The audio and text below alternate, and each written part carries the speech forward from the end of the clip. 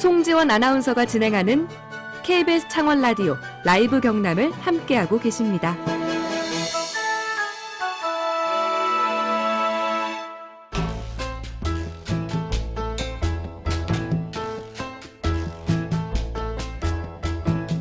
지역에서 발견하는 세상 이야기를 함께 나눕니다. 김태훈의 썰. 지역 스토리텔링 연구소 김태훈 소장과 함께합니다. 소장님 안녕하세요. 네, 안녕하세요. 네, 오늘의 퀴즈 소장님이 한 번 더 소개해 주실까요? 네, 하동을 대표하는 특산물인데요. 모래가 많은 진흙바닥에 서식하는 민물조개입니다.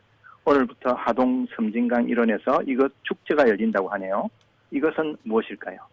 1번 대첩, 2번 꼬막, 3번 다슬기, 4번 모시조개. 다 같은 형제인 것 같기도 하고요. 다 제가 좋아하는 겁니다. 예, 샵 2891로 보내시면 됩니다. 유튜브 장광덕님, 김영웅님도 함께 해주고 계시네요. 자, 소장님 오늘은 어떤 썰 준비하셨어요? 네, 이번 주 내내 그 교육부 장관이 발표했죠. 만 5세 초등학교 입학 추진 정책. 그래서 뭐 크게 일주일 내내 화제였는데요. 오늘은 그 핑계대고 의무교육 이야기 좀 해볼까요? 근데 뭐 지금은 의무교육이 당연하게 여겨지지만 사실 이런 제도가 생긴 지 그렇게 오래되지 않았다면서요? 네네. 원래는 이제 교육이라는 게 특정한 사람이 받는 거였죠. 특정한 신분이나 그렇죠. 특정한 기능. 뭐 나머지는 이제 그냥 가업을 입는다든지 뭐 이런 정도였고요.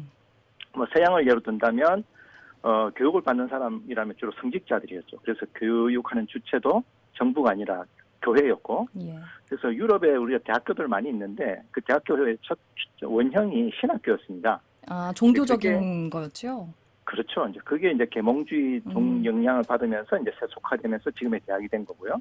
뭐 우리 지역도, 우리 한반도도 마찬가지죠. 조선시대 때 교육이라는 게 결국에 그 뭐랄까요, 과거 시험을 보기 위한 공무원이 되기 위한 공부. 그게 거의 전부지 않습니까? 저 예를 들면 예전에 영화 중에 자산어보라고 있었잖아요. 그 자산오보라는 영화에 보면 예. 창대라는 인물이 나오는데 그 창대가 혼자서 막 공부를 하지 않습니까? 그것도 이제 과거 급제하려고 하는 공부인 거죠.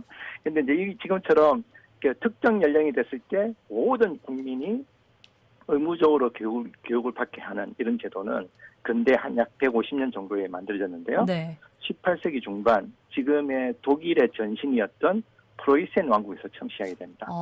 근데 보통 서양에서 제일 먼저 들어왔다고 하면은 우리가 영국이나 프랑스를 제일 많이 떠올리잖아요. 그렇죠. 근데 독일도 아닌 프로이센, 그러니까 여기서부터 시작될 수밖에 없던 뭐 특별한 이유가 있을까요?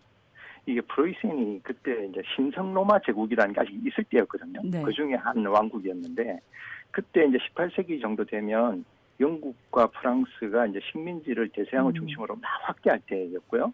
그리고 또 영국 안에서는 산업혁명이 일어났을 때 아닙니까? 그러면서 엄청나게 이제 발전을 해 나가는 거죠. 거기에 네. 비하면 여기 독일 지역 같은 경우는 신성 로마 제국이라고 남아 있어가지고 뭐 왕국, 공국 뭐 이런 것들이 있으면서 전혀 발전이 안 되는 거예요. 예. 그래서 이제 그때 그 프로이센의 왕이었던 프리드리 2세라는 그 왕이 우리가 저 영국, 프랑스를 빨리 따라잡아야 되겠다. 이렇게 뒤쳐져선 안 된다. 예, 무슨 방법이 없을까? 그 해결책을 막 찾다가 내놓은 방법이 바로 의무교육이었습니다. 그래서 아이들 모두를 교육을 시키자. 그래가지고 어떻게 보면 그때는 학교가 정부가 교육을 시켜주겠다 개념이 아니라 네. 가정에서 아이들을 뺏어온 거예요. 뺏어가지고 예. 교육을 막 시킨 거죠. 그래서 부모가 만약에 학교를 안 보내면 벌 주고 막 이럴 정도로.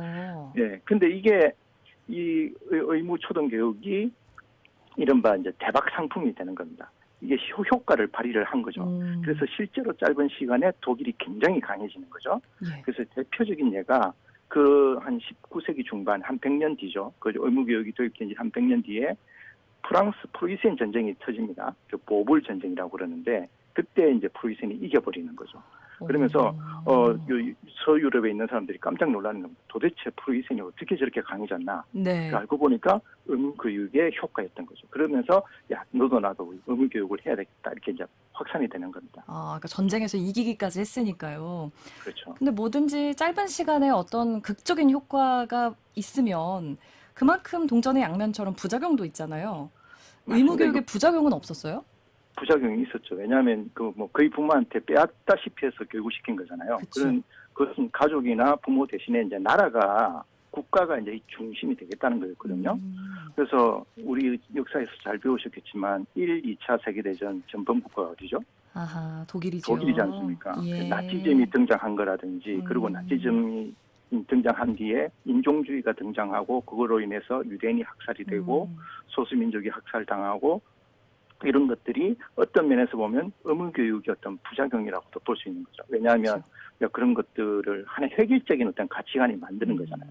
그만큼 그게 잘못됐을 때 위험해질 수 있는데 네. 문제는 뭐냐면 이 프로이센의 교육제도를 가장 열심히 배운 나라가 바로 일본입니다. 아, 또 그래요? 예, 예전에 제가 이제 경남도청 건물 얘기하면서 일본이 프로이센을 많이 배웠다고 말씀드렸는데 예. 일본이 빨리 유럽이 되고 싶었거든요. 그래서 탈라 입구라고 하지 않습니까? 그래서 프로이센처럼 후발주자인 거죠. 그러면 최대한 짧은 시간에 유럽에 들어가려면 교육밖에 없다. 이러면서 그죠. 의무교육을 강하게 이제 추진을 하게 되는데 우리가 이제 일제시대 때 배웠던 조선어 말살 사건 뭐 이런 것도 어떤 면에서 보면 그런 형태의 의무교육이라고 볼 수 있습니다. 근데 우리나라가 그 일본의 영향을 정말 많이 받았잖아요. 특히나 교육제도나 이런 것들은. 맞습니다. 그 궁극적으로는 우리가 그렇게 타고 올라가다 보면 그 뿌리에는 프로이센 영향을 받았다고도 할 수 있겠네요. 맞습니다. 이제 그래서 그 의무교육을 이제 지금 우리가 좀 민주교육, 민주화와 많이 생각을 합니다만은 네. 원래 의무교육을 좋아했던 나라들은 절대 왕정이었어요. 그래서 이제 왕권을 확립하는 데 있어서 이게 교육이 너무 좋은 거예요. 그런데 이제 우리도 보면 우리가 예전에 우리 교육 분야 중에서 일제 잔재로 불렸던 것들이 제법 많지 않습니까? 예를 들면 대표적으로 뭐 국민학교라고 하는 그렇죠. 그 명칭이라든지 그다음에 지금은 없어졌습니다만 국민교육헌장 네. 뭐 이런 것들 이게 두 개의 또 공통점이 뭐냐면 이게 국가에 충성하는 사람을 만들겠다는 거거든요. 교육을 그렇죠. 통해서 저희 세대 같은 경우는 어릴 때 많이 외웠는데 국민교육헌장의 첫 문장이 뭐냐면 우리는 민족 중흥의 역사적 사명을 띠고 이 땅에 태어났다 이렇게 시작하거든요. 맞아, 이거 툭 치면은 얘기하시는 분들 많더라고요. 네, 아마 그런 분들 많을 겁니다. 예. 그게 이제 뭐냐면 우리는 민족을 위해 태어난 거예요. 자기 인생이 국가와 민족을 위해서 이제 헌신하는 이제 그런 어떤 형태가 바로 프로이센적인 그런 가치관인 거죠. 근데 이게 이제 우리도 이제 민주화되면서 많이 바뀌게 됩니다. 이게 바뀌게 된 게 김영삼 대통령이 되면서죠. 네, 김영삼 대통령 되면서 1996년도에 국민학교가 이제 초등학교로 바뀌게 되고 맞아요. 국민교육헌장도 1994년도부터 교과서에서 삭제가 됐고 기념식이 중단이 되고요. 2003년도에 국가기념일에서 빠지면서 이제 완전히 사라지게 됩니다. 예. 근데 예전에는 그렇게 민족이 중요하고 국민이 중요했다니까 저는 조금 놀랍기는 해요. 요즘은 자아실현이 막 중요하다고 얘기를 하는 마당에요. 네네. 근데 현대 의무교육은 제가 말했던 대로 의미가 많이 바뀌었잖아요.